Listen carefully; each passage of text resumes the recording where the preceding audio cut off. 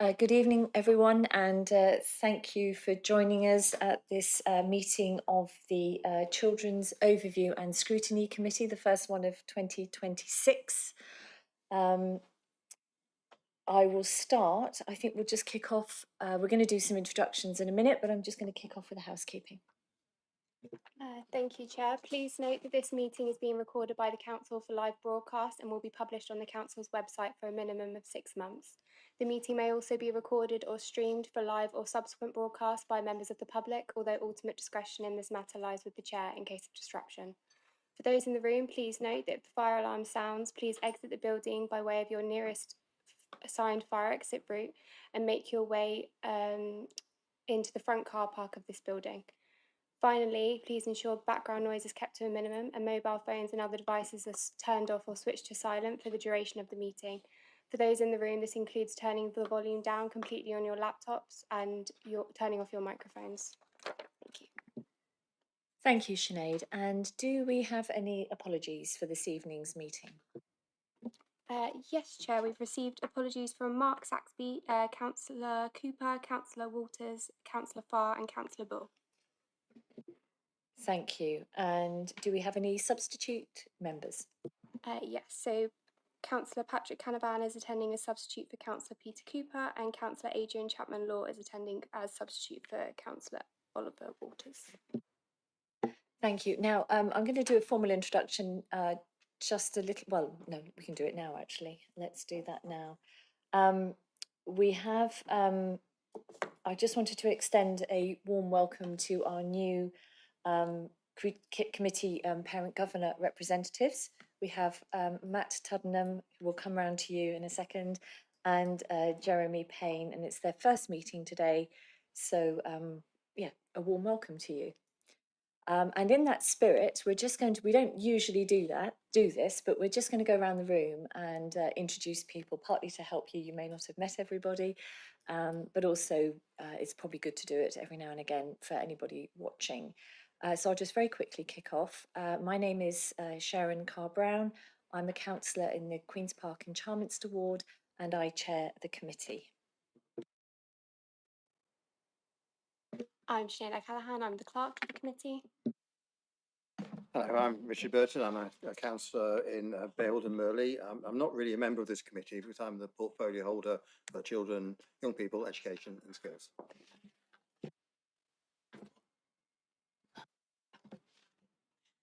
Hello everyone, I'm Lisa Lynn Scott. I'm the Director of Education and Skills. Hello everybody, I'm Cathy Hadley. I'm the Corporate Director of Children's Services at BCP. My name is Councillor Patrick and I'm the councillor in Boscombe West. Toby Slade from Muscliffe and Stratton Park. Hello, I'm Ryan Cornish. I'm a member of Youth Parliament. Hello, I'm Elliot Prentice and I'm the member of Youth Parliament as well. Hello, my name's Sandra Macpro and I'm a ward councillor for Newtown and Heatherlands. Hello, I'm Councillor Chapman Law. I'm a ward councillor for Alderney and Bourne Valley, subbing for Oliver Walters. Hello, I'm Councillor Olivia Brown and I am a councillor for Wallisdown and Wyndham West ward. Good evening, I'm Emily Harmon and I'm a councillor for Parkstone. Yeah, welcome Jeremy, welcome Matt. I'm Dave Martin, Highcliffe and Watford ward. Good evening, Matt Tuddenham. Thanks for the welcome. I represent Highcliffe St Mark. Likewise, thank you for the welcome. I'm Jeremy Payne and I'm a parent governor at Linwood Special School. Marvellous, thank you very much. And moving on to our declarations of interest. Does anybody have any declarations relevant to this evening's meeting? Got two indications over there. Sorry, Sandra, over to you. Thank you, Chair. I'd just like to declare an interest that a close family member is in receipt of EHCP and alternative provision. Hi, my wife works for BCP Council as a, it was in my head a minute ago, personal assistant for care experienced young people. Thank you, duly noted. Are any others that haven't caught my eye? Oh, I'm so sorry. Right, just with one of the items on budgets and high need block, the school I work at is currently being assessed because we have a new SEND department, so that's just in some of the papers. Thank you. Yeah, it's just useful to have all that out in the open. Thank you very much. So that takes us to the minutes. We have some amazing rain coming into our windows right now, which is a little bit distracting, but so can I take, unless anybody indicates otherwise, can I take it that the minutes are accepted as a true record? And that's the minutes of the November meeting. Okay, everyone happy? No amendments or questions? Wonderful. I will sign those later. Thank you very much.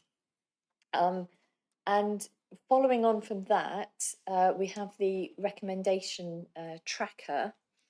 And again, I just wanted to check that the committee agrees to note the recommendation tracker. I think it's new, isn't it? Yes, it's new for this meeting. So we'll need to note the recommendation tracker and the actions contained on the action sheet. And the purpose of this document is to track decisions, actions and outcomes arising from previous committee meetings so that things don't get lost in the ether. And we do have a little update.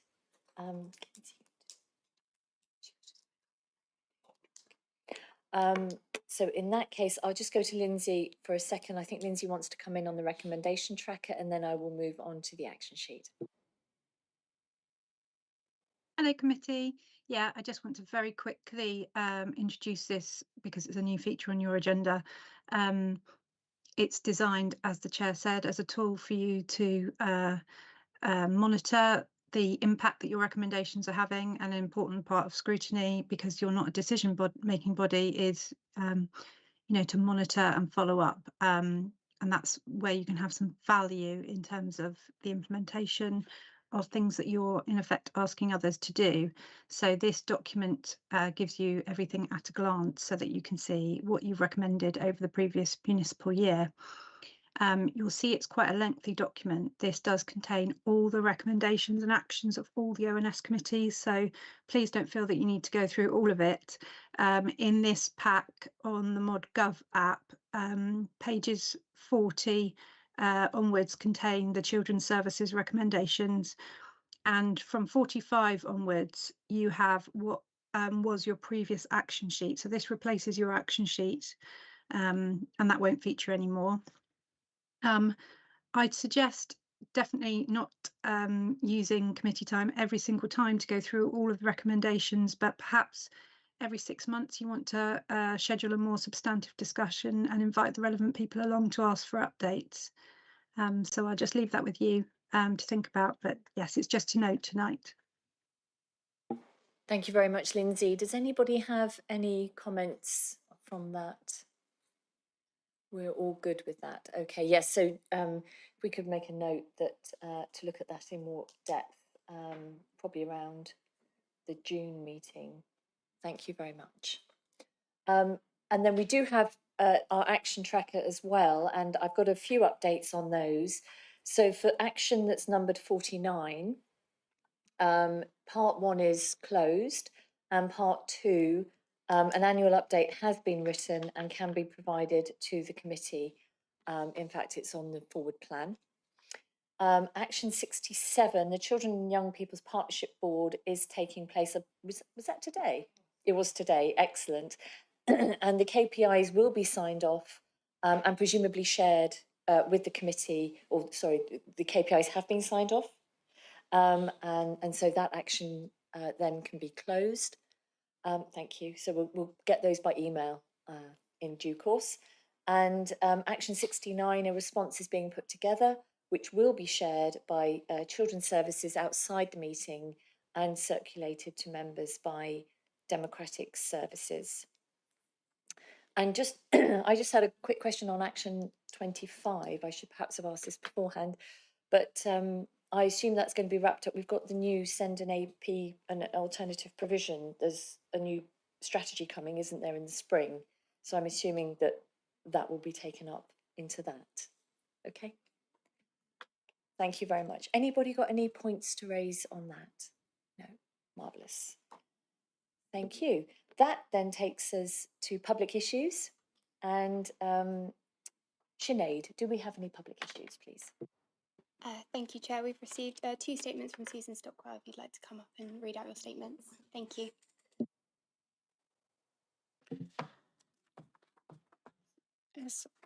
Excuse me. S1, agenda item 9, family hubs. Could these please be well provided with secure, safe cycle storage for the use of staff, visitors, and clients of all ages? S2, agenda item 11, school admission arrangement. When setting reasonable school catchment areas as per Schools Admission Code 2021 1.4, please, as a matter of policy, always take into account available safe, active travel routes for walking or cycling, as well as available bus services. It is reasonable to consider these because of government requests to increase journeys made actively and because of BCP Council's own climate emergency declaration. Thank you very much. And they are points well made. Actually, the second one is something that I've been thinking about at some length recently as well. Is there any response at this stage? I'm just wondering. No, we will note these. Thank you very much.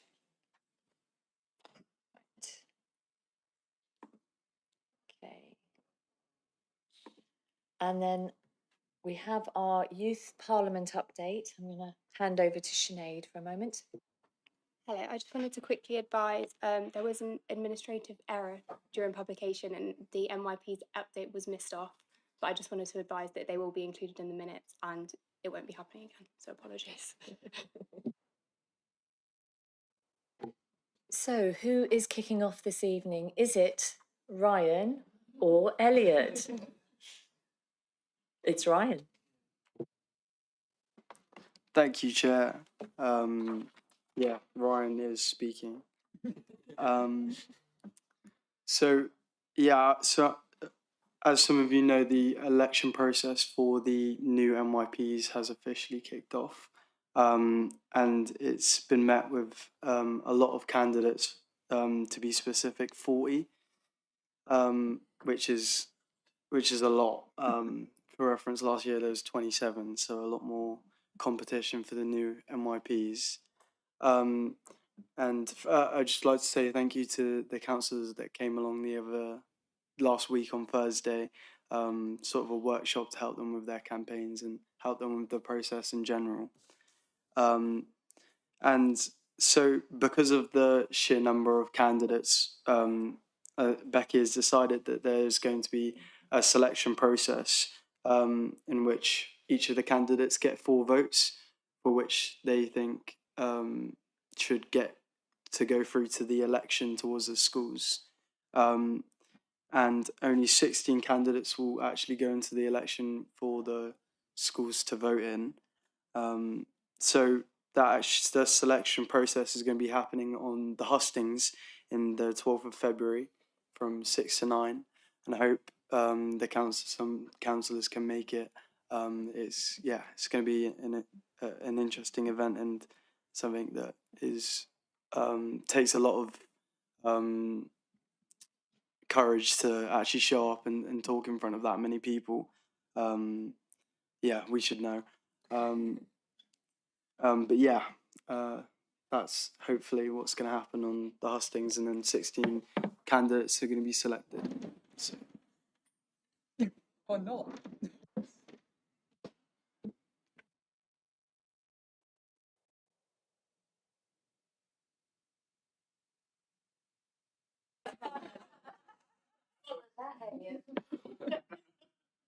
Yeah, that was all. Thank you. Well, I'm not excited to have to drive home. So yeah, I've been busy as usual. So at kind of local level, I'll start the kind of local stuff I've been doing.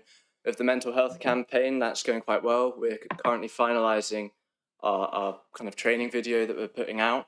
We're hoping to announce the dates in which that's going to be launched during kind of Mental Health Week, beginning on the 9th of February, and that should be coming out before the end of my term.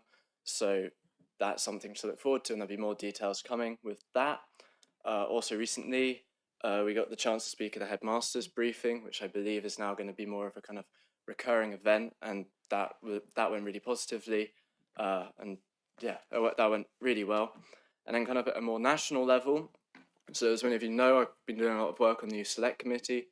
I've been up to the House of Commons for 2 days taking evidence for that on the kind of topic of PSHE within schools. I've just been sent through yesterday the kind of some of what our kind of recommendations are going to be, and those are kind of going to be getting finalised going forward. So if anybody has any views on PSHE within schools and kind of how that works in practice, what might be missing out, what kind of the government could do to help teachers more with their provisions of PSHE, then feel free to either say that now or send me an email through probably Becky or to the BCP NYP's email, and I can be sure to bring that up on Thursday during my meeting with that. And that report is hoping to be launched within March, to then get a formal government response around April time. And I think that's all. Yeah, thank you. Thank you very much. As always, very impressive. Does the committee have any? Olivia? I'll have a little think about the PHSC stuff. As a teacher, I definitely got thoughts on where you could go with that. And also just to say, last Thursday was a really lovely event. And I was just saying before you arrived, actually, that, you know, coming to the end of your term and having not been here for the full term of the last MYPs, just the confidence that you know, you both of you have grown in, how much more eloquent Moyana has spoken, how impressed we are with you, and you could see the new MYPs looking up to you. So it was a really lovely event, and well done you guys, because you've worked so hard. And we look forward to the hustings, and you know, it's a big, and you know, having a selection process is again even closer to what we have to go through as councillors. So it's a great, you know, moving forward, and it's great. So we love having you here. So well done. Thank you, Chair. Just to echo what Olivia said, the buzz last Thursday when I went into the chamber and all the young people, you could tell they were like looking around, you know, in awe of where they were and the opportunity that was sort of awaiting for them, and chatting to those young people about their campaigns, about what they're passionate about. It made me feel excited, you know. I really sort of felt that energy, and it was amazing. So thank you guys for leading that and being there for those young people to look up to and aspire towards. And I just did have a question, if that's okay. So you mentioned that there are 40 young people who've put themselves forward for Youth Parliament, which is an increase, which is amazing, testament to the work you're doing and how successful everything that you guys do is. I'd be interested to know, have the number of schools that are taking part, has that increased or has that stayed the same? That those 40 people come from, if that makes sense, if you know. Yeah, I mean, Becky's a bit more involved with the. So I think there was schools. 27 candidates from 11 different schools last year. There's 40 from 13 different schools. But some of those, there's 2 or 3 schools that didn't have a candidate last time. So Highcliffe have got a candidate who didn't have one. Well, they've got a few candidates who didn't have one last time. Paul Grammar didn't have a candidate last time. St Edward's didn't have a candidate last time, although you've ended up at St Edward's. So there's some schools who had a candidate last time who haven't got one this time. So there's been quite good engagement. We did workshops in the schools rather than in the community. So I think about 400 different young people have done the workshop to see if they wanted to go forward. We did a workshop in Linwood, in Victoria School. So we've done workshops in lots of different places this time. So yeah, lots more schools have engaged, whether lots more will vote. And it will be interesting to see if the selection to 16 means that schools don't vote if they've not got a candidate that goes forward. So who knows what the voting outcome will be. But Thank you so much. It'll be very interesting to hear when we get to that stage. And I now, my oldest son is old enough that he was interested in taking part in a workshop. So I'm now seeing it from that side as well, having a young person come home excited about this opportunity, which obviously I encouraged him to be part of it because it's awesome. But thank you so much. Any other points from anybody on the committee? You said about the training video. I just wondered, is that something that we could show in committee? Could we create a slot for that in committee? I feel like, yeah, it would be something that we could show in the committee, and I think it's also going to be kind of an important role of some of the members on the committee to try and get it into the schools within their wards especially.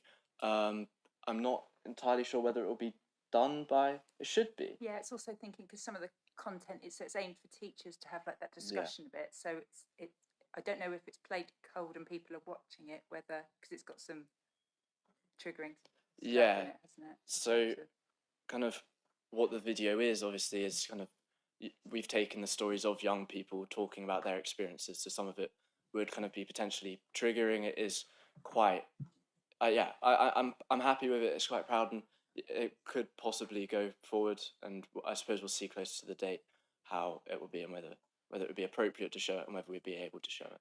We can share it with committee members. It's just whether it's appropriate to play it without training, I guess. Thank you. Thank you. Yes. So essentially, either it's shared with us, or if it can be shown, perhaps we could show it. That would give it more of a platform as well. But totally understand it may not be appropriate. But thank you. Anything else on that? No. Okay. Excellent. So we've introduced our new members. So that then moves us on to our substantive items of business. So I'd like to invite Ben, and we've got Joe, and I think we've got Shan online, and Tracy. Is that the full coterie for housing? Wonderful. So we've got the paper on, it's the updating paper on housing for care experienced young people. You came 6 months ago, I believe it was, or last summer, with a very good paper, and we asked you to come back, and here you are. Over to you, Ben. Thank you, and good evening. Thanks for inviting us back. So this serves as an update to the housing report that we provided 6 months ago. Say a few words just to spotlight some of the work and activity that's been carried out over the past 6 months. We are on a bit of a journey with this, and there is a range of different developments across the work that we've been doing in terms of the involvement of a joint housing protocol. So we've taken a huge amount of insight from young people and from a much broader range of stakeholders who have a role in the planning for care experienced young people's housing outcomes. And the development of a joint housing protocol, or the evolvement of a joint housing protocol, has led us very recently to approving a finalised version. And Joe was just saying today, the rollout, or the beginning of the rollout of training across a number of different services that doesn't just involve housing and children's services, but importantly involves a range of different stakeholders. There's some really important changes within the protocol from a young person's perspective in particular, around how the arrangements around planning for housing are far more integrated within children in care assessments, and the oversight and monitoring of those arrangements are more robust than they have been before. There's some really key messages that young people told us about their experience of housing policy that have changed. The use of language is important, that we've acknowledged and is changing, and also the scope of the support that is provided for care experienced young people as part of that planning process looks different, and pleased to say has been enhanced. So there's a number of different changes on an operational basis that a young person will experience in a positive way. It's really challenging to provide housing choice for care experienced young people. It takes time to get the right housing option in a lot of cases. And we've done a huge amount of work around assessing the broader housing needs of specialist and supported housing. And I wanted to flag an area of work that will be coming to Cabinet shortly, which will outline what we think the needs are of a range of different cohorts, including young people and care experienced young people over the next 10 years. So setting out what our vision and needs are across a range of different housing types, including specialist and supported housing. So that work around our recommissioning programme will begin following the consideration of that strategy to Cabinet later in this year. Those are the key areas from my perspective, being a head of strategic housing, but I think maybe Sean, as equivalent in children's services, may want to add some reflections.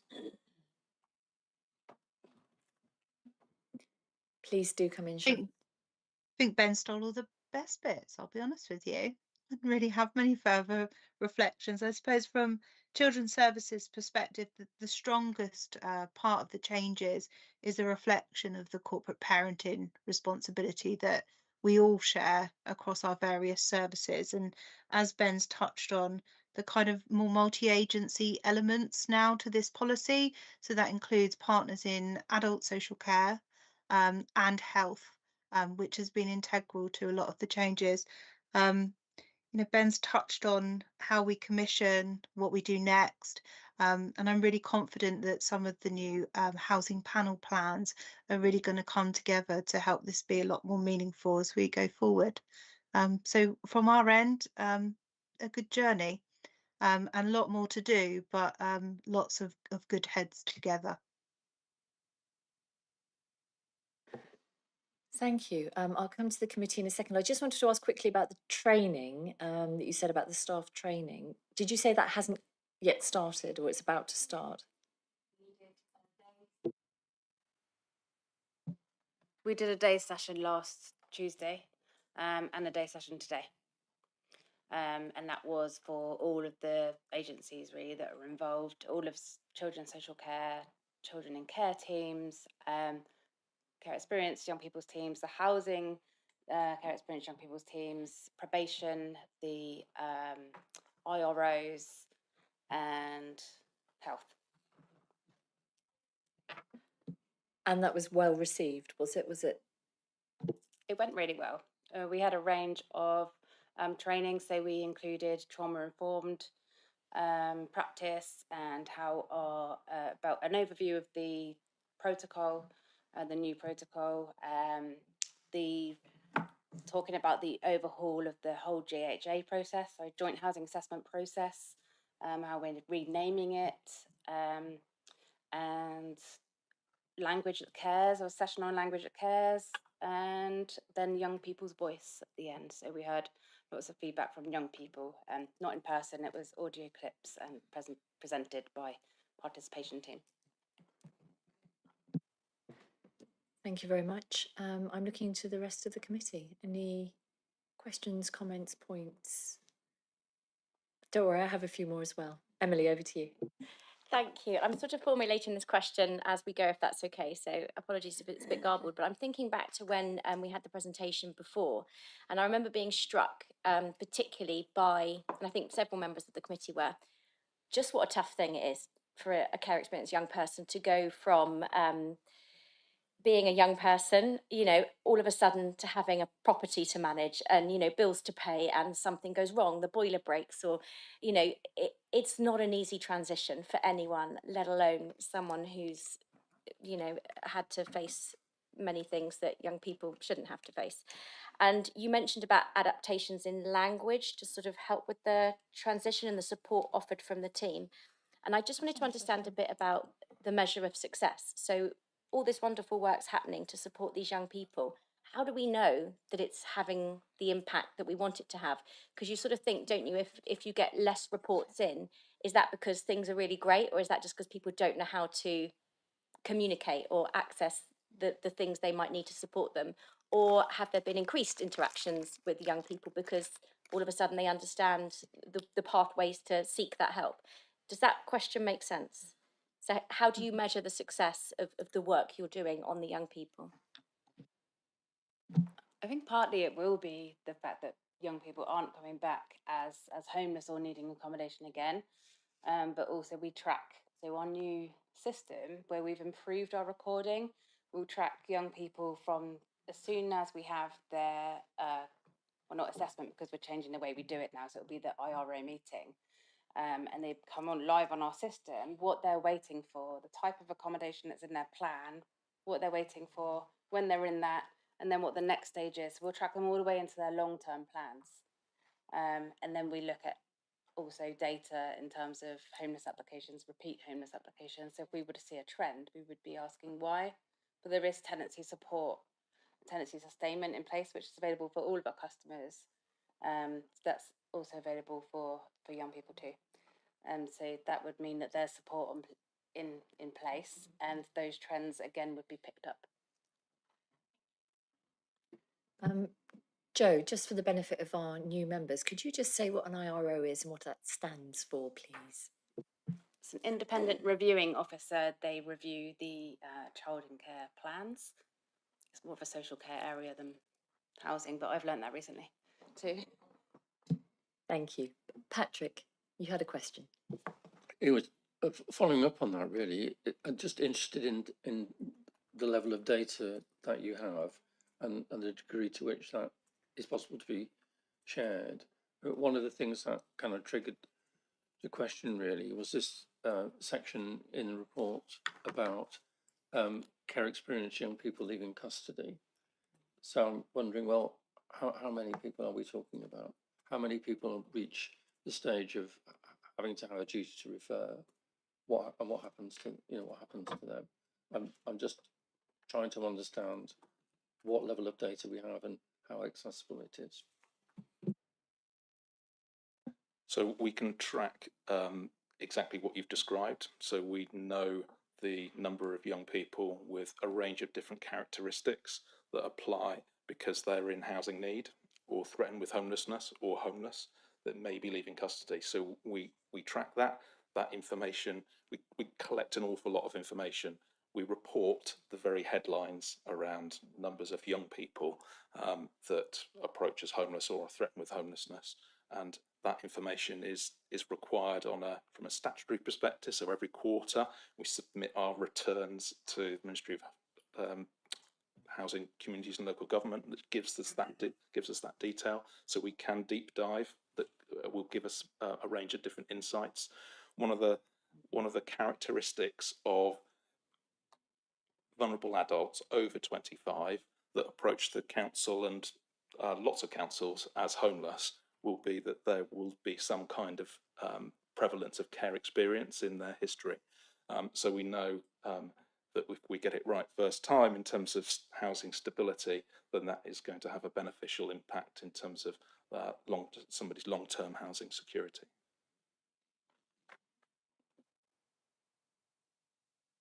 I actually had a question on that as well, which is you talk it in about the 56 days, starting 56 days prior to release about, trying to organise the housing. And I actually wondered if that was long enough. Is that proving adequate for really helping solve the housing issues that young people in that situation might be encountering? 56 days is the statutory amount of time for a homeless application, which is probably why it states that in the protocol. But actually, we track them all the way through. So as soon as somebody goes into custody, so not only do we have all this data, but in panel, which is every 2 weeks, all of the corporate children in custody are named and listed. Equally, we work very closely with probation. So there's weekly HPT meetings, which is homeless prevention team meetings, which is just a team of housing and our criminal justice team in housing, and they meet with probation. So we get information about people that are being released. One issue that we actually have recently, it's been a big issue for us, is early releases. So yeah, the 56 days, not really, and it doesn't really work out that way because of early releases as well. But it's in reality, actually, we're tracking them the whole time. Thank you. Yes, I suppose at 18, of course, you move into the adult system, but you might still be counted as a child for our system, and then early release really kicks in. But I don't know how many short sentences there are in youth custody. I would imagine not many, but perhaps I'm wrong about that. I don't know. Anyway, do you know? Not really. But we didn't, all of the young people that we've come across in housing, because we're generally looking at their 18 plus plans, are in adult provisions. Not sure what you call it. Okay, thank you. And I was also interested about where some of the data goes, like and also the Youth Homelessness Board. Can we see those reports? I don't know exactly how that's how that works. Yeah, just where does some of that data go, and can we see it? Is the other. Yep. So the Youth Homelessness Board and the Homeless Delivery Board take bi-monthly reports around our local homeless position. It's publicly available data. Happy to share the specifics around what that looks like. It's categorised across families, vulnerable adults, and young people, and we can drill down around demonstrating some of the characteristics and performance indicators. The headline indicators are the number of households that we assist by preventing them from becoming homeless. So we measure that. We measure the prevalence of homelessness across each of those three groups, the length of time somebody is in a homeless position, and also we measure the repeat homelessness prevalence. So over the course of a year and or 2 years, how many of those different categories of households come back round the system because they haven't had stable housing. Our measures and our metrics around repeat homelessness are really positive when you benchmark across other similar sized areas. So we know that we're really good at, once getting somebody into accommodation, keeping them there. It's a really important measure that we're a measure of success. But yeah, very happy to share some of those metrics and data. Thank you very much. And I just had a sort of general. Oh, I'm so sorry, Toby. No, it's fine because mine's a general question. I'm coming at the end, Toby. Thank you. Some of the measurements there, I think I've got the answer that I was after them, but are young people getting housing advice before crisis points? So with the protocol, our aim is to get housing plans in place very early. So crisis points and homelessness was a separate kind of part of what we do. So we work with young people that are in crisis and there's homelessness, but we aim to never ever get there. And if we do, to make it rare, brief, and not ever occur again. So we start with the very early age, the target age to get a young person referred at the moment is 17.25 years. And to have ratified by 17.5 at panel. That will change because we'll go to the earliest IRO meeting closest to their 17th birthday. So we will get them in early every time. So we've been improving on that, getting them in early. And if we plan early, then we've got lots of time to get them into what the kind of accommodation that the young people need with the right level of support, and then into their long-term option, hopefully smoothly. And then homelessness is separate. So yes, they do get the housing options very early, but sometimes things happen and it becomes a crisis, but we deal with it at that point. Okay. Any follow-up, Toby, on that one? No, you're fine. Good. Let's go Sandra and then Olivia. Thank you. Thank you, Chair. That was a question that I was going to ask, as in what procedures put in place prior to them leaving. It's really a question regarding staying put. So things could change very quickly. So how do you mitigate something happening at very short notice and preparing and planning? It's really about working with all of the agencies together so that we've got a plan, and if something is starting to go wrong, so if we've got a young person in staying put, and there, do you mean like where there could be a fallout, and that could then, yeah, it could break down. As soon as there's any inkling of that, it's likely the PA would pick up and make contact with us, and we would make arrangements. There's kinds of interventions we would try to prevent it from breaking down, and if we couldn't, we would try and make it work as long as we could until we can get them into something as close to what they do need at short notice. it would be, I mean, generally in terms of the protocol, it would be doing an update of their joint housing assessment, or whatever it will be called when it's changed in name. Thank you. Thank you. Olivia. Yeah, mine's to do. So you've got the quarterly youth homeless board. Is there something? Are there any trends that are coming out of that you're kind of, so you can then mitigate against them? Is that something like I'm really interested in? Is if something is happening repeatedly, is there anything that's coming from that so that we can then look at how it stop? You know, we can kind of work to stop it happening.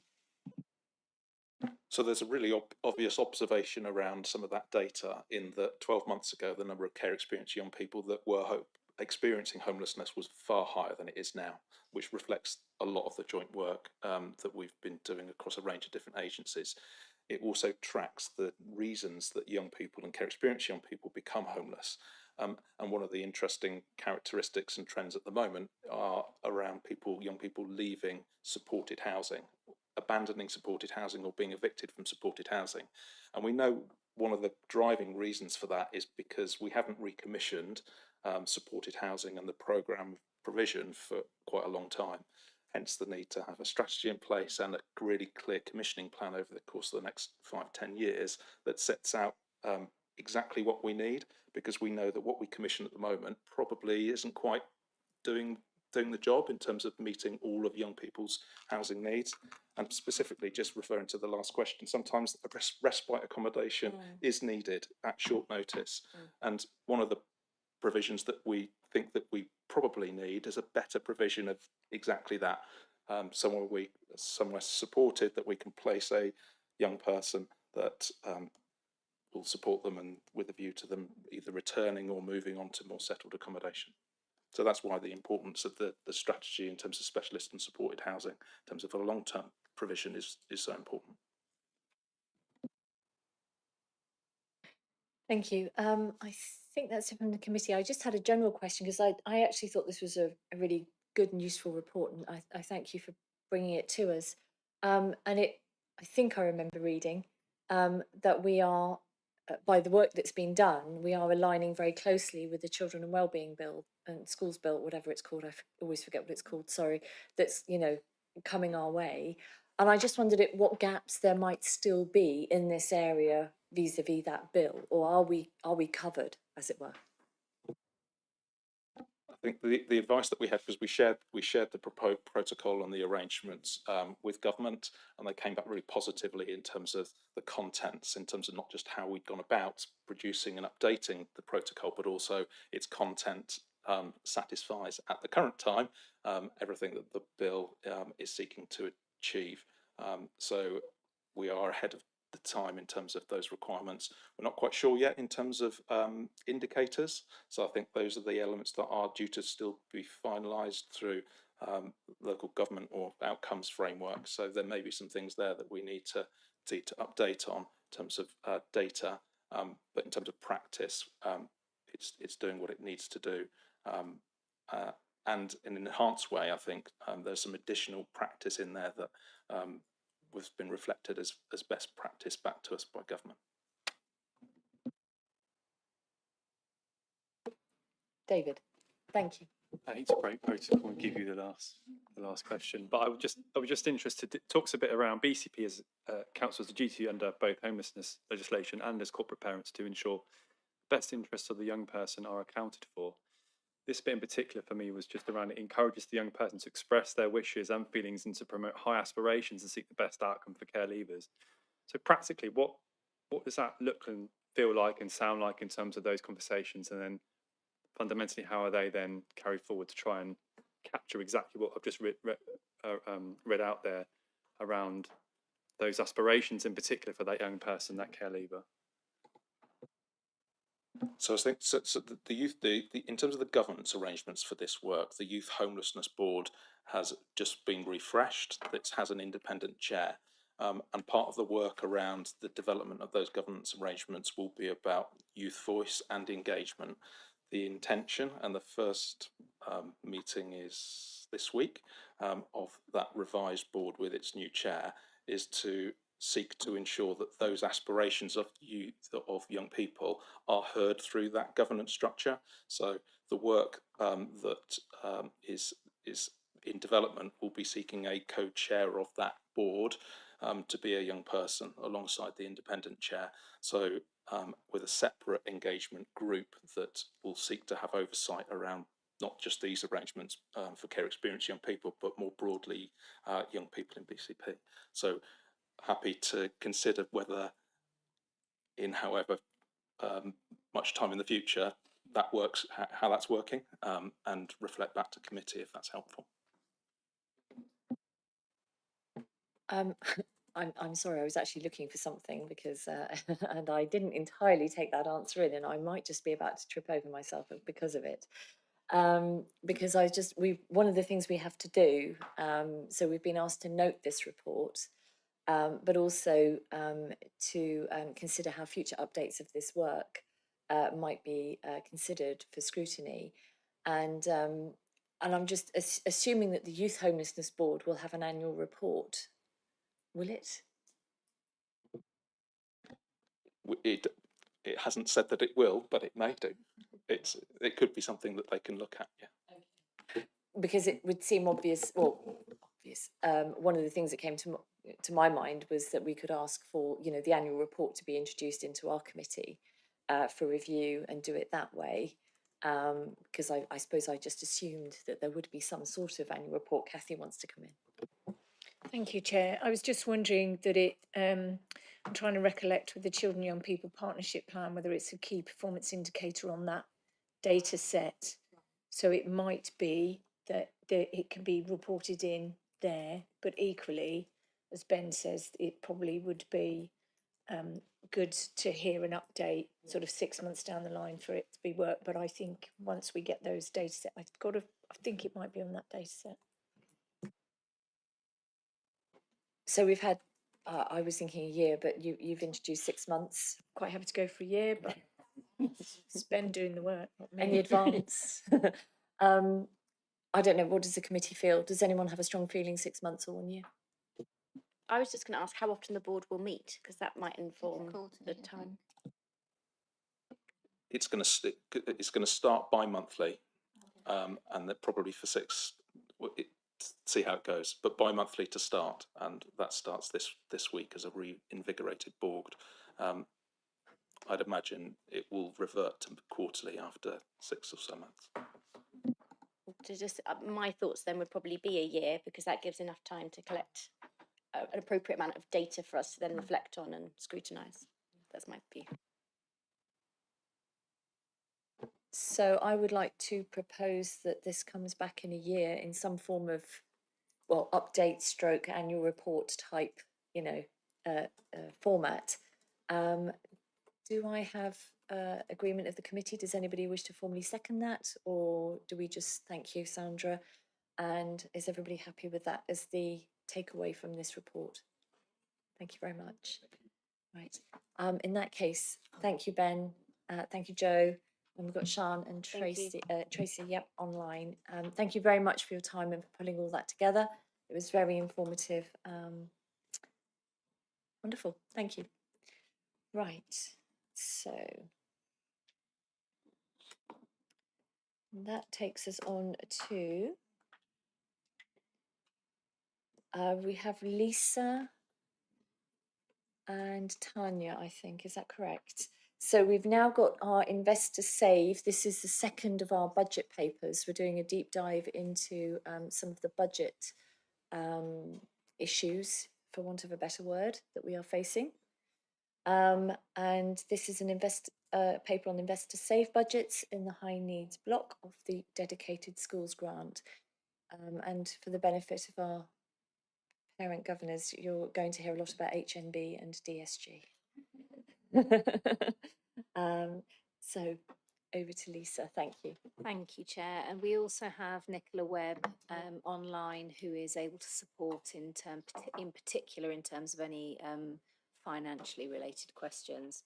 Apologies, Nicola. So this section of the dedicated schools grant, that's the high needs block, continues to face significant pressure. tonight's report sets out how targeted investment is intended to improve the outcomes for our children with SEND, whilst also reducing long-term cost and demand in the system.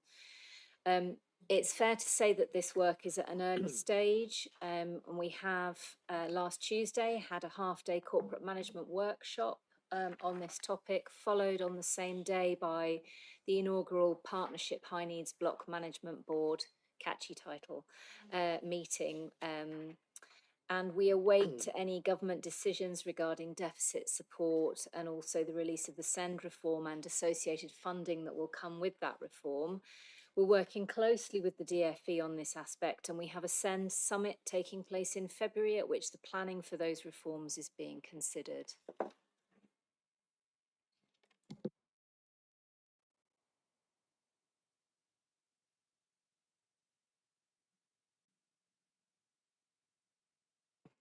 That was short and sweet. Well, we have our content. I'm sure we've all read the paper. So it's over to the committee for any questions at this stage. And obviously we've got as Lisa, I should have introduced you properly, Lisa, as our Director of Education and Skills. Apologies. And we also have Tanya and Nicola online, should they be required. I am open to your questions. Don't make me ask my questions first. Okay, Patrick. You can think about yours now. Thank you for the report. First of all, and I'm interested particularly in what you were just saying then about the workshop thing in February, whatever its proper title is, to look at what the government might be suggesting around SEND reform. What I really wanted to ask is, in my head, I'm reasonably clear about the direction of travel that this is taking, based on stuff that's been in the press. And that analysis suggests to me that the way in which the government is heading is to shift the regime that we have become accustomed to with EHCPs away from individual children towards schools, and to have a categorization of the degree to which EHCPs are created or are formulated in the future. So a different sort of categorization in the future. Now, if I'm thinking that, and if I'm thinking that that's probably the way forward, I'm not naive enough to know that somebody else somewhere in your department is also thinking about what that means for us as an authority. So I'm just curious to know the degree to which we are planning for that kind of option that is, I think, is coming fairly clearly, and it will hit us quite soon once that announcement is made by the government. Thank you.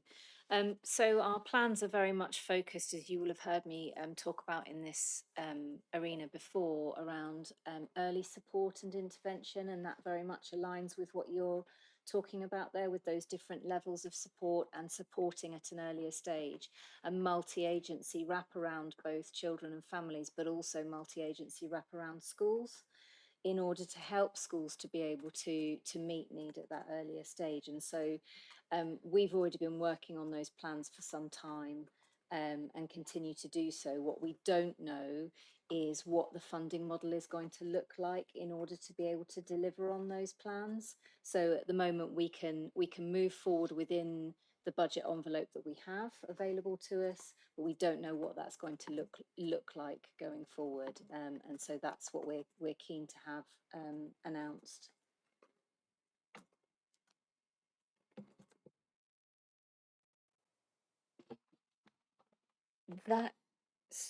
So I was interested to try and understand. So we have a clear program of certainly trying to encourage resource provision, earlier intervention, all of that, and the facilities and staff that will require.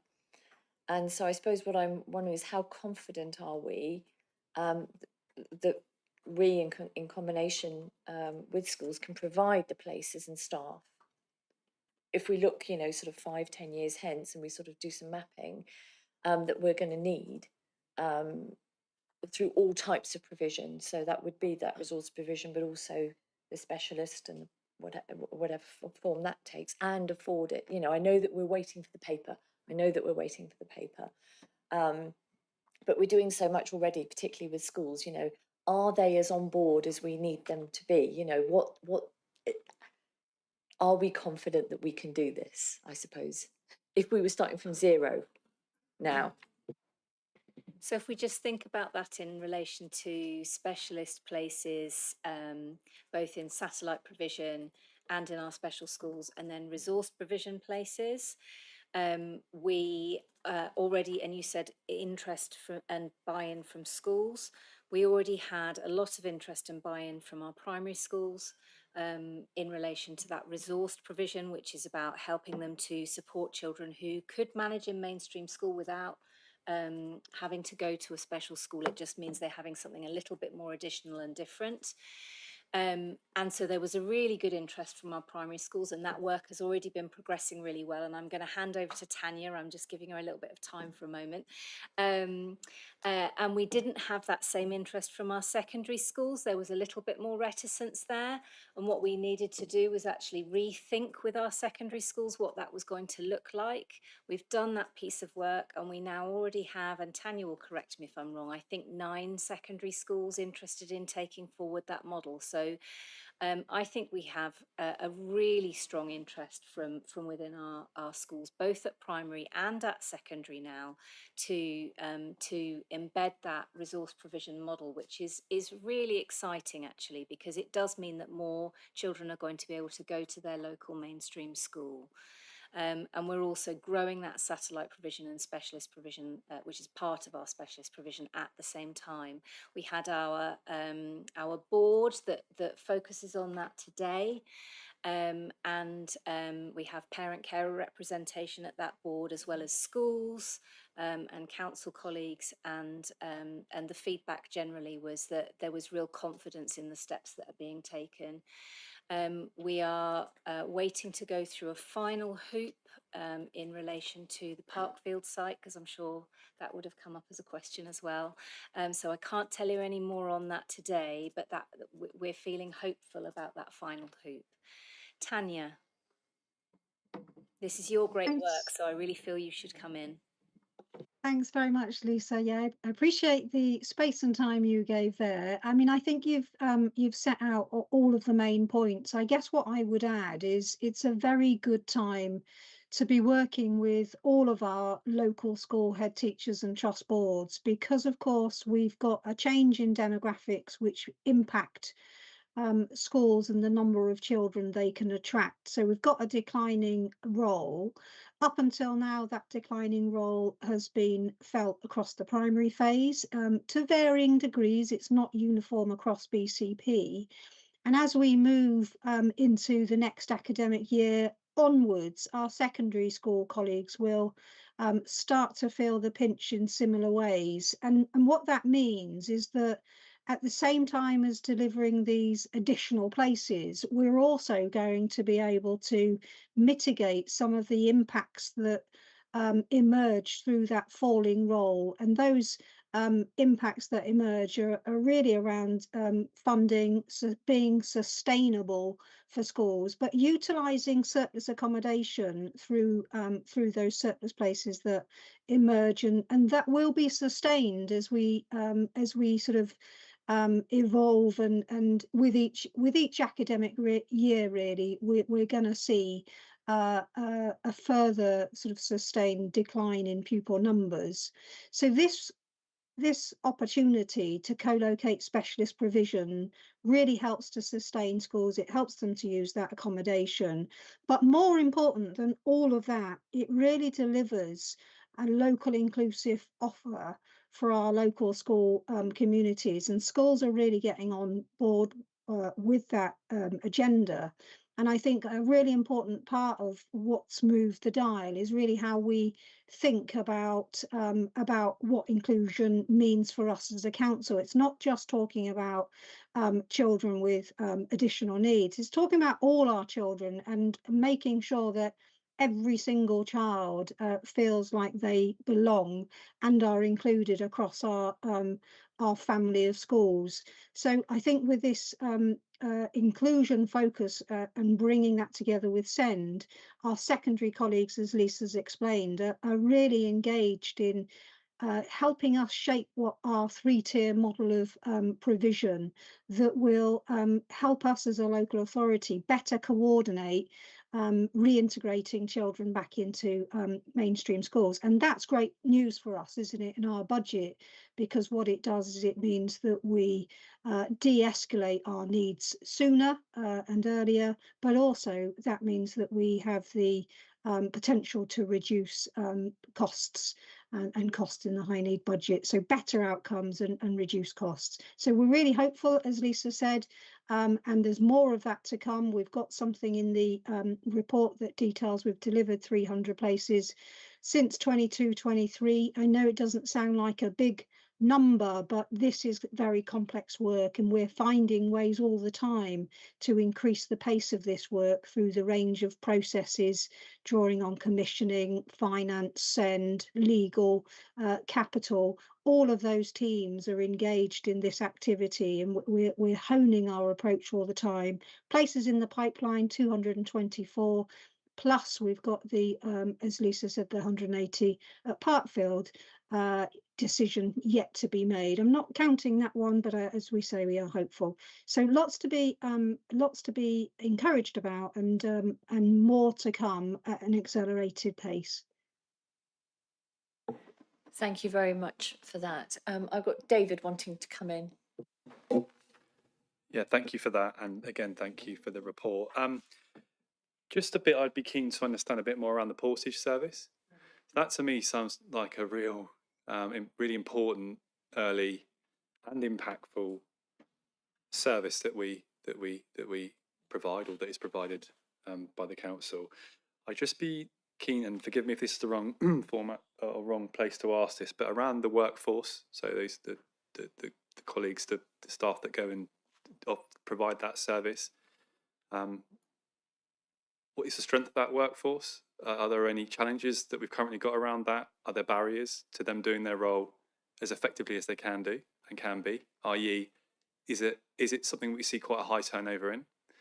And then finally, what's the opportunity around that role that we can extend even further to have even more impact, to reduce further costings, but also get younger people into mainstream rather than SEND provisions by giving them that? So if you could just wander into that as well at the same time. Thank you.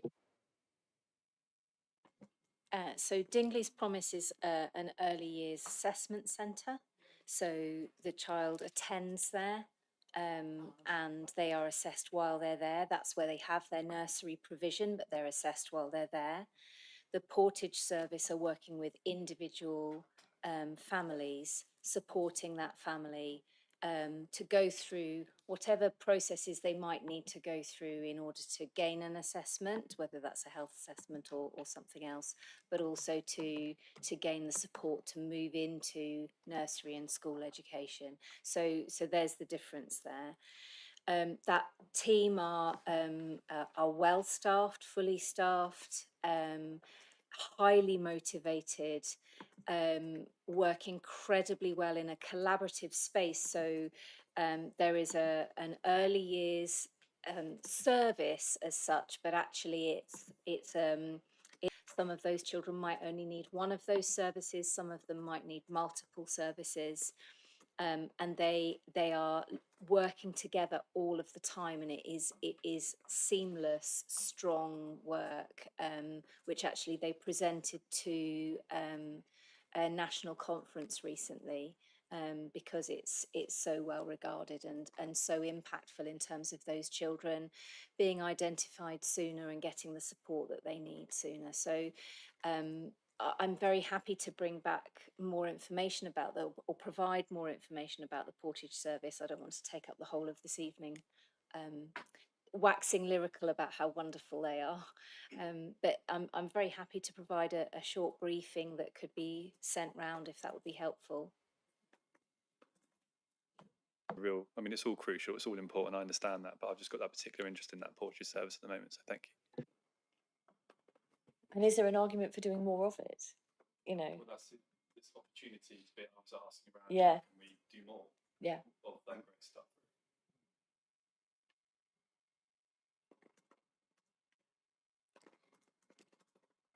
Can we do more of it? Do we want to do more of it? Have we got the balance right on that one? I actually think the balance is right. I can't believe I'm saying that. I do think the balance is right as it stands.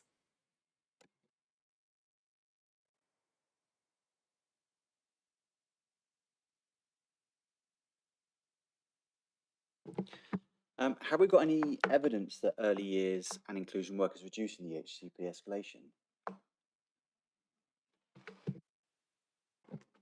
So it doesn't necessarily reduce the EHCP escalation. What it does more often than not is identify children who would have otherwise been missed, and therefore those children would have ended up with an EHCP much later on, and their needs would have been struggled to have been met for a longer period of time. So it doesn't always result in fewer children getting an EHCP, but what it means is that they get an EHCP. If they should have one, they get it sooner, and it means they're placed in the right provision. What does happen is that we have a significant or a better number this year of children who have gone from nursery into a mainstream setting with their EHCP, where those children might have needed to go into special school further down the line if they hadn't been supported as early. So there's still that positive outcome coming from it. And we have families who had originally thought that that was what they needed and now are really happy with the provision that their child is getting.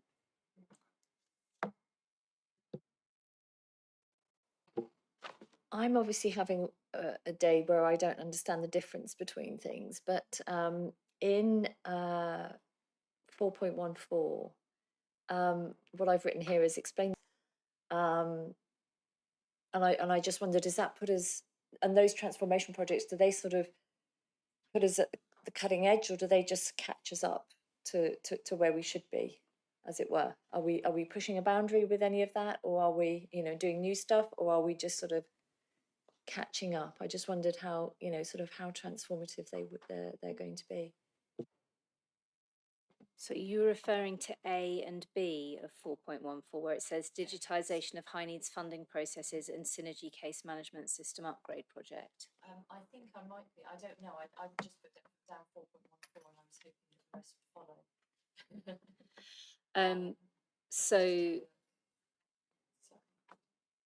So one is about following the money, and the second one is about following the child, and then the two needing to join up.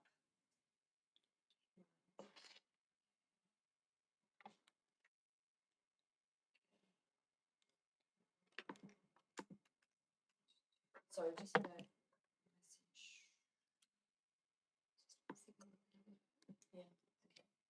just going to look into the signal. Just let everyone know we're just having a look at the signal because we think the storm may be affecting it. For anyone who's watching online, we've been alerted and we'll have a look at that. Okay. Yeah, so that's the point of those two. And where does that place us? Are we, is that all we need in terms of that digital transformation? Does that put us, as I say, like at the cutting edge, or are we just catching up and we need more investment in that area? I would describe these as, in our service, we call them brilliant basics. And so I would describe these as both as being brilliant basics. I don't think this, what you've got described here is about being cutting edge, no. I suppose cutting edge wasn't the right terminology at all, but what I meant was, do we need more investment in that area? I met with our corporate director for that area today, and we're really keen to work more closely together on how we can utilise the corporate transformation programme around digital and data to be more at the cutting edge, and she's very, very supportive of working closely with us on that. So, I mean, if we have some of our processes mixed with, you know, literally paperwork and, you know, different systems that perhaps don't talk to each other, you know, we can see the problems that that's going to cause. That's right. And okay, thank you. So that is very much at the front of your mind. It really is. It has to be. It has to be the first thing in order for everything else to slot into place, and in order for us to be held to account effectively by our corporate directors and by yourselves. We need to be able to have this work completed so that we really do have that that ability to monitor at both an operational, tactical and strategic level. And at the moment we struggle to do that well enough. Thank you. Do I have any? Emily. Thank you. Yeah, I hope this is not a negative question. I don't like negativity.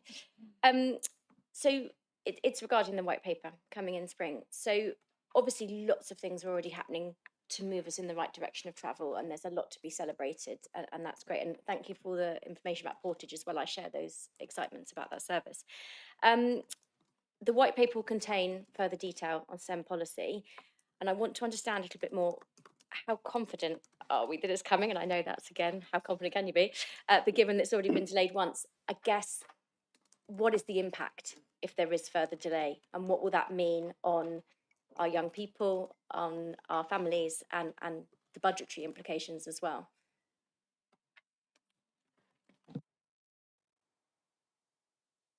I'm hoping there won't be further delay. There has been some more clarity in terms of dates. They are talking around the first kind of week and a half in February. I'm hoping that it will land. We do talk quite often to the DFE, and so we share what we're doing, and I guess we get some sense back whether we're going in the right direction. I don't think we would ever have stood still waiting for it. And I think anything that they will require from us, any plan or whatever, we've already been talking to them about what we're doing, and so they would give us a steer. So I think we're absolutely in the right direction. I think it's probably a question of is there any incentive to do something different or to do something more, and we're not quite sure about that yet. And obviously we have to work very closely with our partners, so whatever comes in that white paper, it is about the wider partnership. And so, as Lisa said, there is a summit later on in February where all our partners are going to be there in terms of talking about that. So I kind of feel we're kind of prepped and ready, but and I think there have been snippets that have come out and our discussions with the DFE, and so I know that we're kind of heading in the right direction. As Lisa says, she's working with schools really, really closely about what that might look like, and so I think we're in a good position.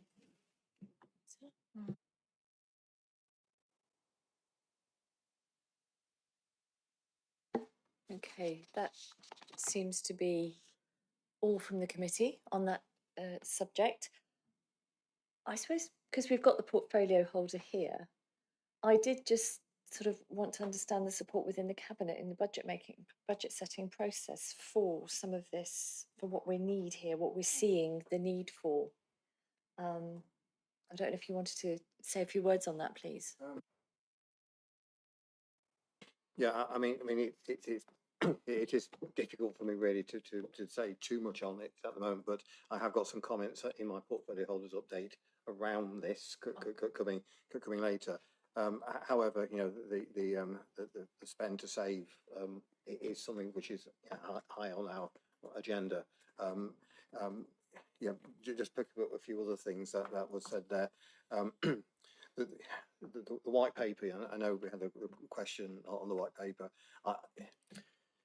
but sometimes I feel that we're very critical about the white paper being late in things, but I do think we do understand what a big task this is, and I don't think we mean to be critical about it. I think we highlight what the issues are causing us. I think we are getting ready. I think schools are getting ready.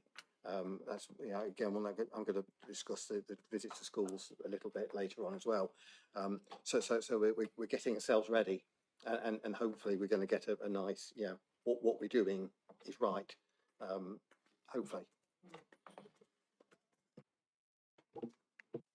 Emily. Can I ask a follow-up? Just, I'd be interested to know, because it sounds like we're getting ready, we're prepared, you know, we feel we know what's coming.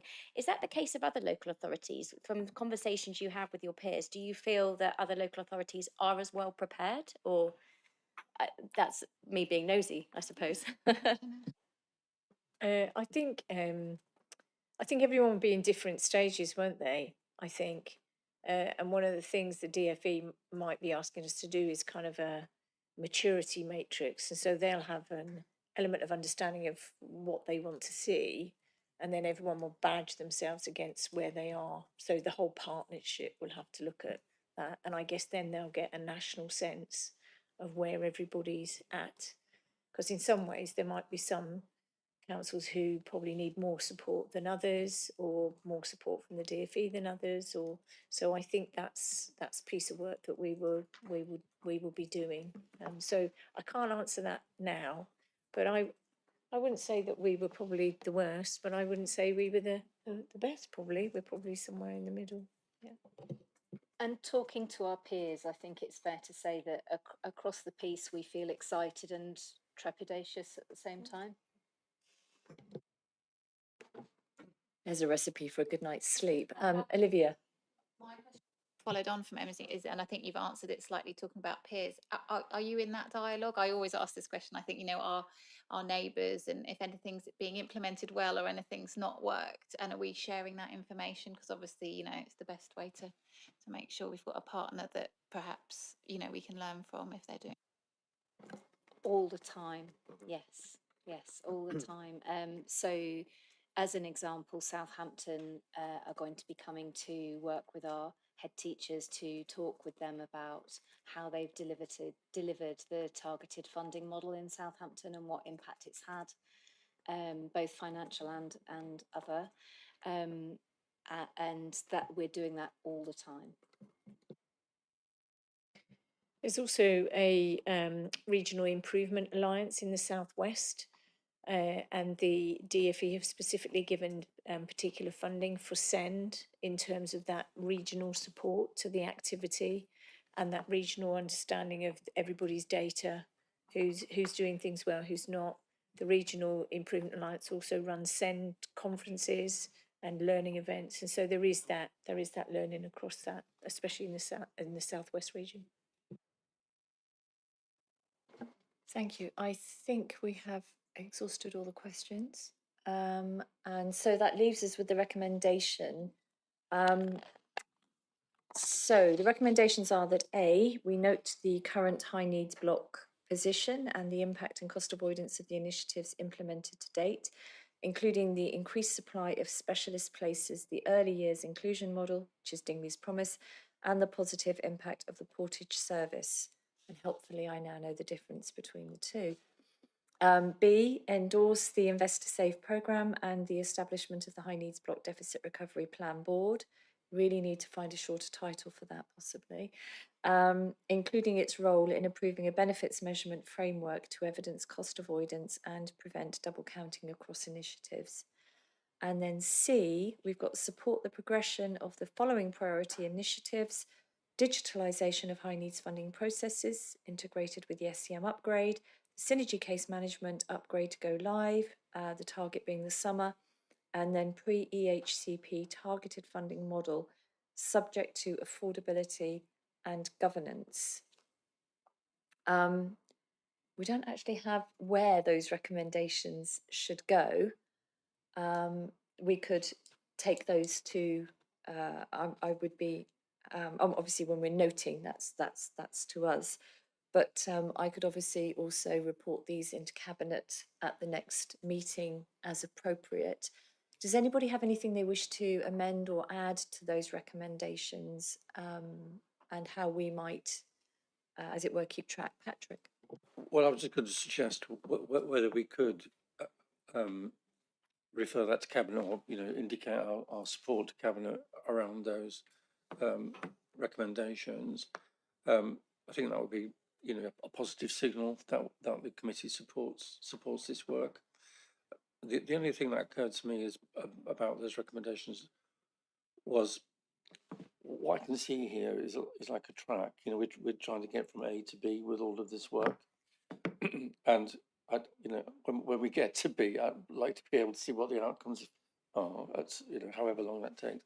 But the other thing I would be interested in seeing, if it's possible, is that, or can we look, or will we look again at that track of work if something comes out of the plan which thinks, oh my word, we didn't see that coming.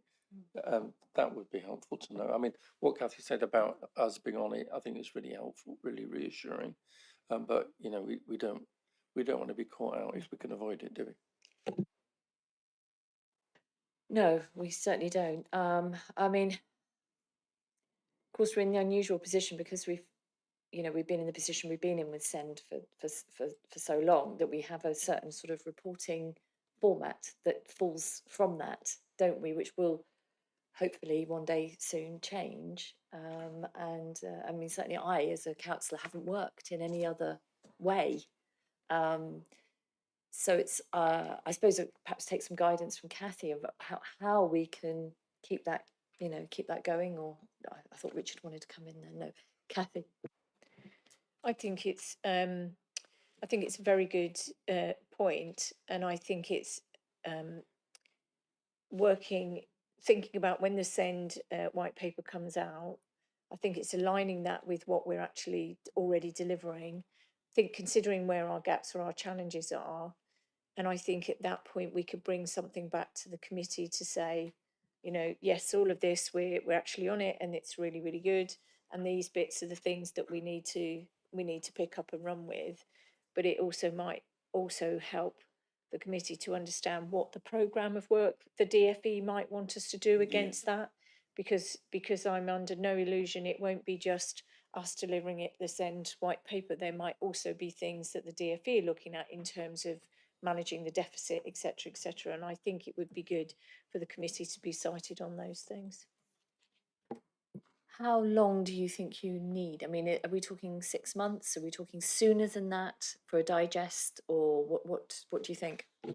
I think if it comes out in, let's say, if early February, we have to remember it's not just the work that we're doing, it's that wider partnership.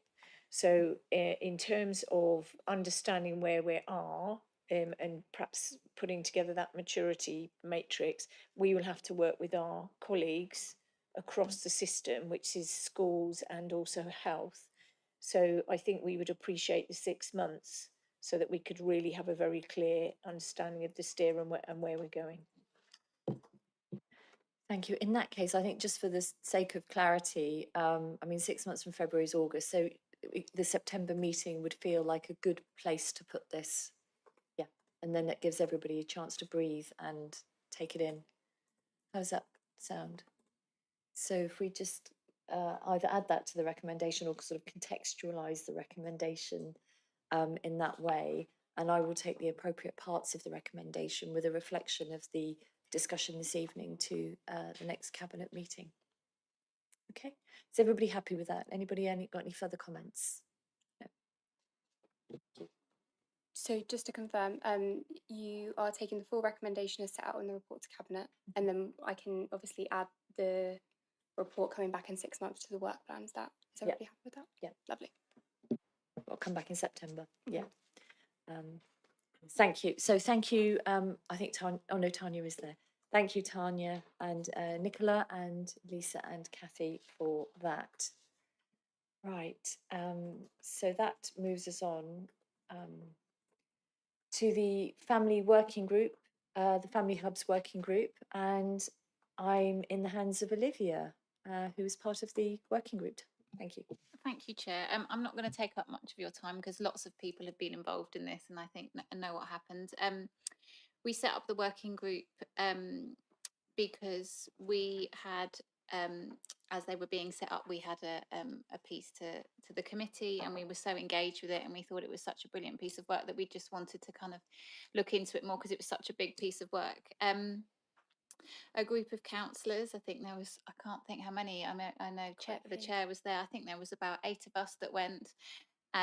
It does say on the paper that we went to Kinson, but we didn't go to the Kinson and East Howe one, but we went to Poole Old Town.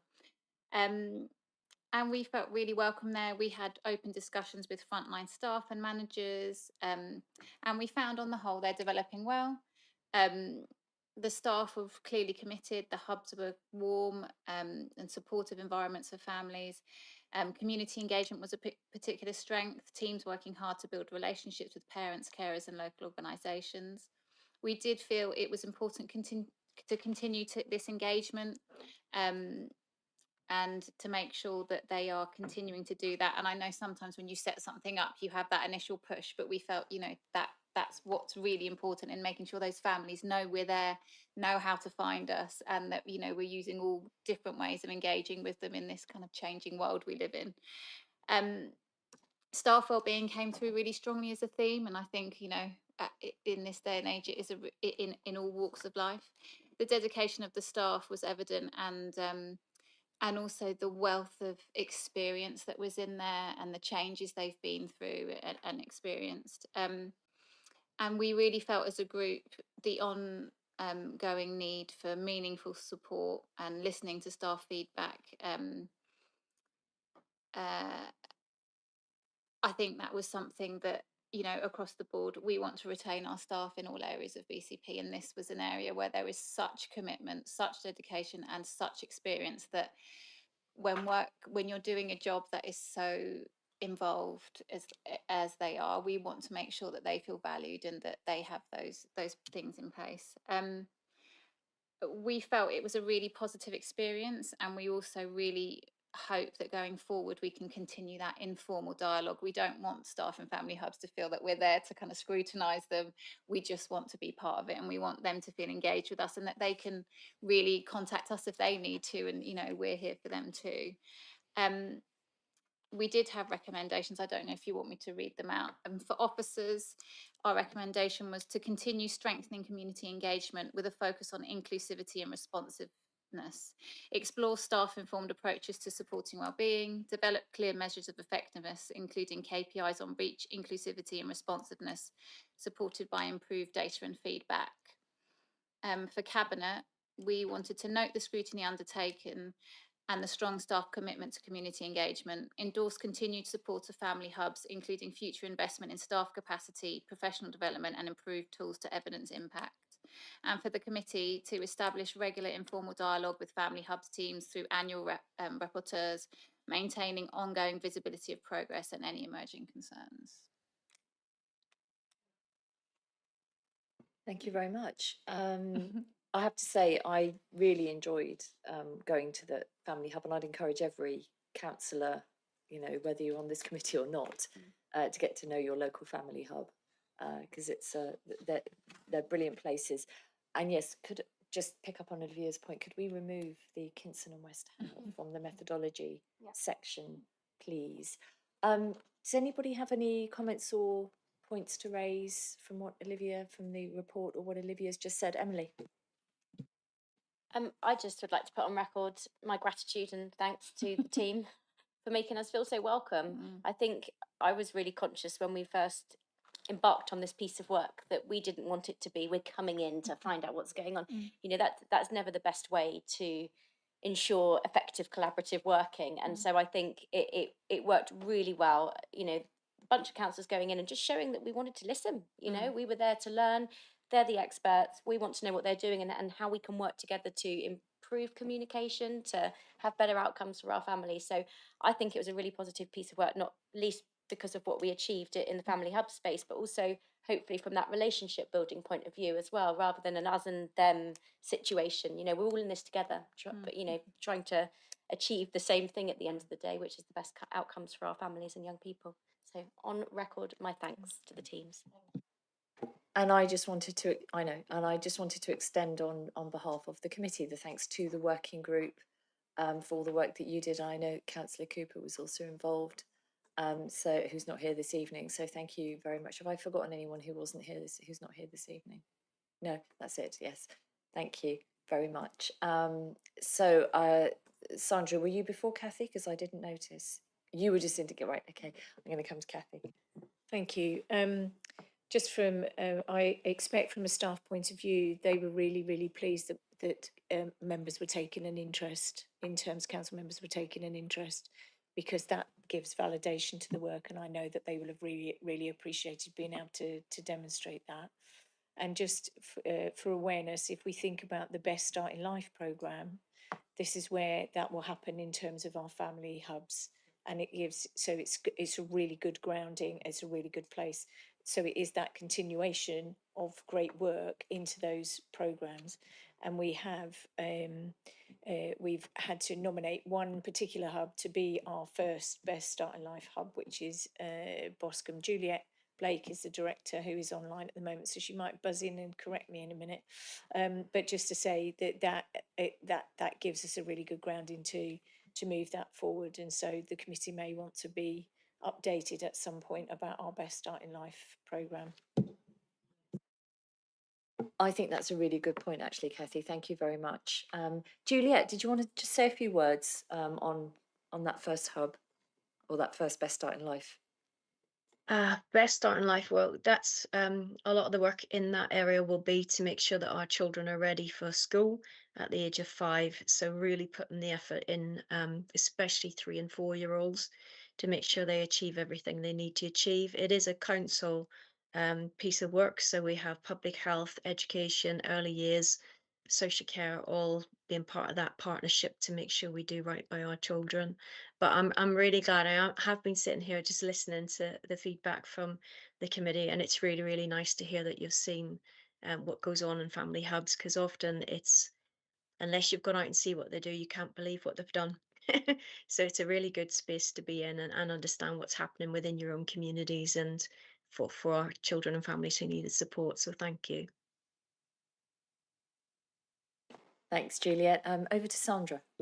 Thank you, Chair. Yes, it was lovely to meet all the caring and hardworking people.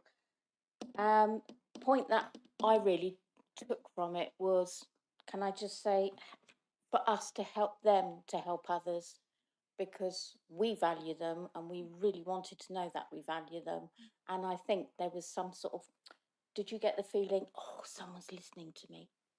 Someone is actually listening, and they were quite frank. And let's put it this way, we said, go on, say it, you know, you're amongst friends, say what you want to. So it is really a case of growing our own, because we value them and we want them to know that they are valued. And basically, big clap to them all. Yep, brilliant.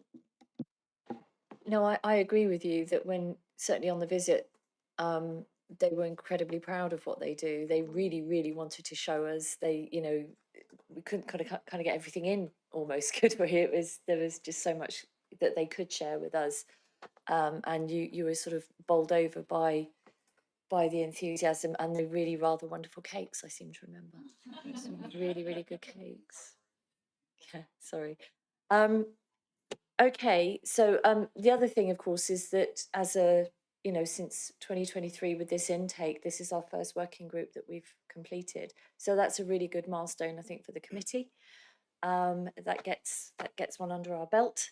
And on that topic, how do we update, as it were? How do we want to do that? Do we want? I mean, I suppose we could do it perhaps, or sorry, update. Actually, I meant update from the Best Start, didn't I? I apologise. Do we want to get that from Juliet, or do we want to, in some way, perhaps morph the Family Hub working group, some kind of update from that, or do we just think perhaps something from Juliet in? But what are the timelines on the work? What would be a good moment to check back in on the Best Start, Juliet? We have the local plan to publish at the end of March. So I would say any time after that, and probably what I'd suggest is a bit of a threesome in terms of delivery back. There's various parts of Best Starts which sits in various parts of the council. I just think it's useful to have probably 3 officers, myself, Lisa, and probably Emily Walmsley from Public Health to feedback.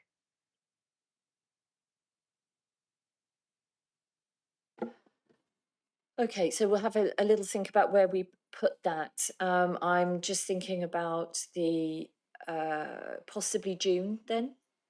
June could be reasonable, and perhaps if not, then September, but certainly by September. Okay. How does the committee feel about that? Yeah.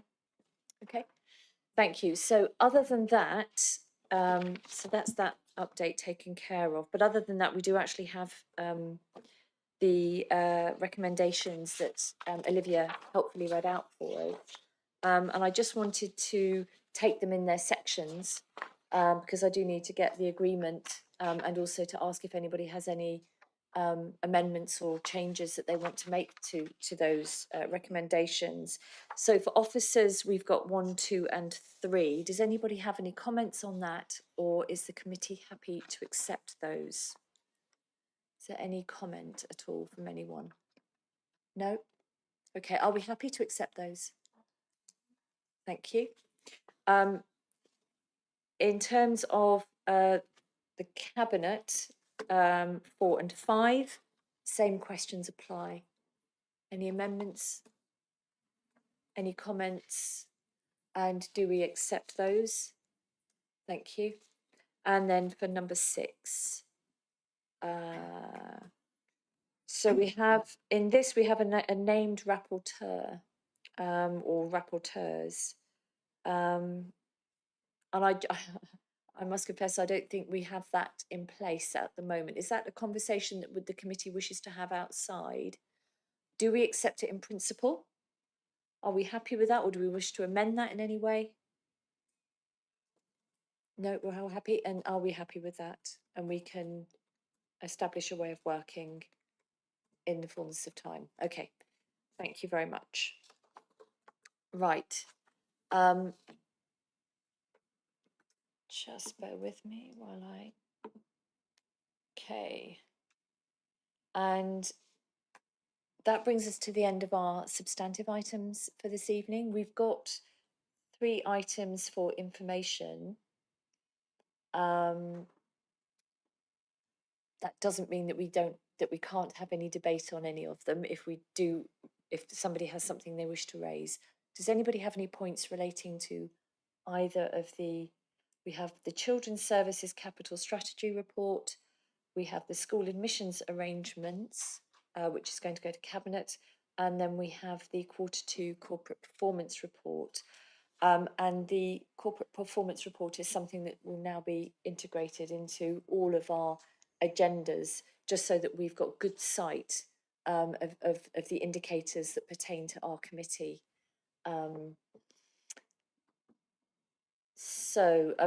You can email officers separately, obviously, on any of these points. Does anybody have anything they wish to raise now? David. I don't really know what I'm about to say, to be fair, but it's in relation to the capital strategy report. I just found it really interesting actually to read through. So thank you for those that are authors on that. I think it's just really interesting, to look at the strategic plans that sit behind that. The engaging with academies and thinking about how we can better use space in schools, etc., etc. But I will, and obviously we have a governor from the school sat to my right at St Mark Junior School that's captured in here around some of the work that's been undertaken there. I know the boiler needed replacing, which the feedback from the head teacher there was the council were really sorry, the council were very helpful and easy to support in that instance, from what I understand. You'll have to correct me if I'm wrong, but I got some really positive feedback from that. But I just find it really interesting to understand how much is invested, how much work is done in our schools. and particularly those that you know, with some really important stuff in there that makes it safe for these children to go into school and allows them to be in a system or an educational environment that is fit for purpose and is safe, and also thinks about other stuff like environmental impact, that sort of stuff, when we carry out these sorts of work. So I guess it's just more of a point to say thank you for it. I find it really interesting, and it's really interesting to know where money's being spent, why it's being spent, and how it's helping our young people. And again, just on that one instance, to thank those involved with glyphosate marks, just around how easy it was for the boilers to keep them warm in these winter months. So thank you. No, quite right, because we hear so many negative things, so it's also very good to hear when things go well. Patrick? It was just a quick question, if I may, on the school admissions paper, and I wanted just to pick up the statement that was made at the beginning of the meeting and ask, just out of complete ignorance, the degree to which all of that kind of travel aspect is already involved, you know, incorporated within our consideration of catchment areas and all of that. Who wants to take that? Tanya Oh, Tanya's coming up. Tanya, over to you. Thanks very much. Yeah, I suppose the key thing for us to bear in mind is that we work in very close partnership with all of our secondary school heads, and that's an important point because many of our schools have different legal status to that to which this report applies, and this is very much focused on our maintained schools, our local authority maintained schools, so those that aren't academies.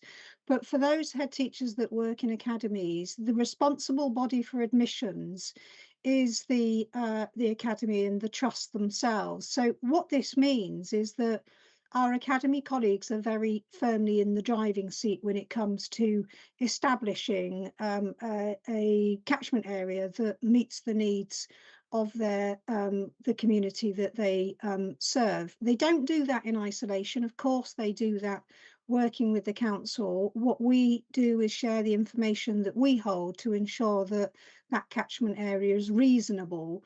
And it's not just through you know, community spirit or good working relations that they do that. It is also set out in the school admissions code that they must take into account the needs of the area, and that can't be in isolation then from how children will access their school place, and home to school transport of course is a very important part of that. Now, I don't want to pretend that they're agonising then over the walking routes, but of course they are looking at the map, they're seeing if there are any barriers to access. Are there roads that aren't accessible and you've got to go the long way round? Are there bridges, say for instance? Is there water, river? You know, it's those sorts of key markers across the conurbation that then might impact the flow of children and the pattern of preference. And in our school admissions booklet, what we're at pains to emphasise to our parents is in making a preference for their preferred schools. Please do, parents, consider how you'll get your children to school, because the responsibility rests on parents first and foremost, and there are limited circumstances under which you might then be eligible for assistance. So very much a linked system. Their admissions and transport are actually separate in terms of the legislation that that supports them, and sometimes that can create minor frictions, but we overcome that through that close collaboration, as I say. So yeah, I think the members should be reassured that we're making all the right noises and we make all the right moves when it comes to working with our academy trusts on setting changes to their admissions criteria, which of course includes the catchment area. Hopefully that answers. Olivia, one more point on this. Can I just add that I was really pleased to see that update in the policy, because I sit on the appeals, school transport appeals policy, and it's something that we constantly come back to: is have you read it? Is it clear? And the bit making it more explicit is really important. So I'm pleased to see that in there. Excellent. Any other points on this? No? Good. So that takes us to Richard's much awaited portfolio holders update. Yes, and it's strange because when I first started, because we had a conversation, it said that this children's services meeting seems quite close to the last one, and I thought I wouldn't have a lot to say until I started thinking about it. Although saying that, some of the things I've got down to say have already been covered in the meeting, so I'm going to have to adapt as I go through. So if I say something which you've already heard, please forgive me, but I'll try to stop myself or explain it a bit more. So we talked about Send White Paper, and you talked about the effect on the children, and I like Patrick's A to B journey. I think we all know where A is. It's where B is, which we still, it'd be really nice when we get to know if we know B's in the right place, or the B's, I think, because there's probably going to be more than one place B. But the thing that I've got here is about the discussions about the BCP budget and the white paper and how that's going to affect and where we're going to go, because I know this is a very active area at the moment because this budget setting process and the high needs block deficit, which I know is the thing that's talked about an awful lot. So the funding required to service the borrowing is particularly the hot topic in the current issue. We've been told that moving forward the government will be taking on the responsibility for the SEND funding, but we have no idea and little clues at the moment about what that next steps look like. We've met with the DFE to start discussions. Well, I say to start discussions, and I've changed it to restart or continue discussions is probably more appropriate, and that have been going on. The big question is what will happen to the statutory override and the debt at that point, because that is another, the budget bit is a big worry. I probably don't need to remind you that the SEND report is due to be published on next Monday. That's the 21st. Sorry. No, sorry, not the 21st. I'll rewind. The 2nd, next Monday, the 2nd of February. I can't read my own writing now, and it's typed. There will be lots of members' comms coming out, so you'll hear how it went, and I'm sure you'll be all sat there waiting for it to drop into your inbox first thing in the morning. Remember that this is an inspection of Ofsted and CQC, and it's a system-wide inspection. I'm sure we'll have lots to talk about around this at future meetings. I've got here the children's social care, the big initiatives of Best Start to Life, but we've covered quite a lot of that in the meeting. I'm just trying to see if there's anything that so it was published in July 25. I'm just trying to pick up anything that hasn't already been mentioned. You talked about Boscombe being the one of the hubs. The hubs, it looks like there'll be two, a west and east one. The west one will probably know the place of that very soon. By April, I've got written down here. And it was very interesting, I must admit, listening to the work that you've done around that in the committee. So a bit about meetings and visits. You've probably noticed my new lanyard. I'm not the only person with one, and this was also mentioned briefly in the meeting because the Children Overview and Scrutiny had a Language That Cares briefing. Those people who have attended it were offered one of the new lanyards, and I've got a new Teams background, which I use to and it's also been, of course, mentioned at Corporate Parenting Board. We had a big presentation there. Talking about corporate parenting boards, I like to mention it whenever I can because the one before Christmas was probably the biggest number of attendees ever at, I think, a corporate parenting board, which seemed a good idea, then was a huge worry because I looked at the number of young people there and the amount of adults in the room, but it actually went really well and it was a really nice meeting. Just for your information, our Director of Housing has taken on the role of champion corporate parenting across the directorates. And one of the outcomes that our care experienced young people have access to the same benefits now as the employers, being treated as one of our children. went to a great youth event at the BIC, ice skating with the United Insight and Youth Forum just before Christmas, and the members of the Youth Parliament. It was really nice to see that because, of course, these were different groups of children, young people who are involved but not normally together. Therefore, that was a really nice event to visit.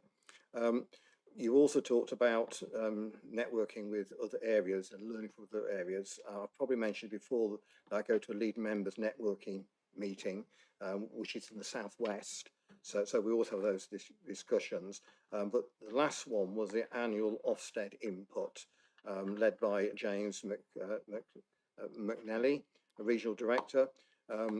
And he was particularly talking about the renewing of the ILACS inspectorate and the way that's going to work. And there's going to be public consultation about the changes. I thought I'd highlight that because I'd imagine quite a few people in this room will be interested in that public consultation and might want to take part. School visits, I went to, well, the first one actually was at Epiphany School, not a normal school visit because it was actually to attend the discussion with the Minister of Children and Families. But I had a good chat with the head when I was there, and I should be going back again. The other schools have generally been secondary schools this time because I did quite a lot of primary schools before. Twynham Schools, Avon Board Academy, and Bournemouth School for Girls. Now it's quite interesting because you all know I'm an ex-secondary school teacher, and of course in secondary schools you always think we go out in secondary schools and help the feeder schools. But of course, with the SEND bit, I'm feeling that there's a lot that secondary schools are learning now from their feeder schools in ways to new ways of working. I also went to Muddyfoot Wood Play Group. I mentioned that because I know this committee has been interested in. I had a great visit there, saw the facility they got there. They were so happy, which was really nice to see. They loved the new site. I also visited Connie Rothman Learning Trust and School to meet there, to have a chat with what they do. They've got a planning application in and they want to talk to me a bit about that, but it was really interesting to go in and see. Yeah, I think that covers it, Chair. Not bad for a couple of months with Christmas in the middle. So we'll take that. Anybody got any questions or comments for Richard on the back of that? No. So that takes us to work planning. I'm not proposing to particularly say anything on this, but I know that I just want to very quickly say that there is quite a lot. If you look at March, I agree there's a lot in March, and it may well be that we have to move something into June to balance our meetings. But we just need to see how a few things shake down and what actually comes through.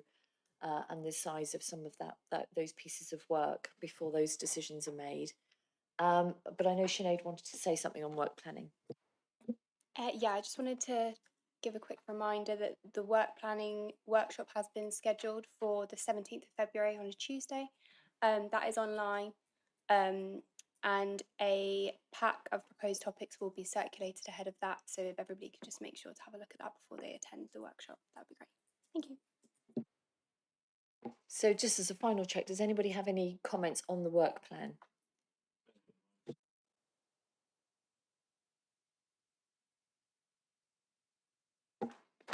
Thank you. It was just there specially to see if you noticed. Well done, you've passed.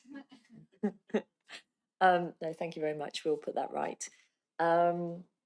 Yeah, so anyway, we are going to do, as Sinead's just said, we're going to do our own work planning very soon. But if anybody's got anything in the meantime, do let me know, and it can always be considered. In that case, I think that brings us to the end of our meeting. I want to thank everybody for coming, and look at that, it's not even 8 o'clock. Good night, and thank you for watching online.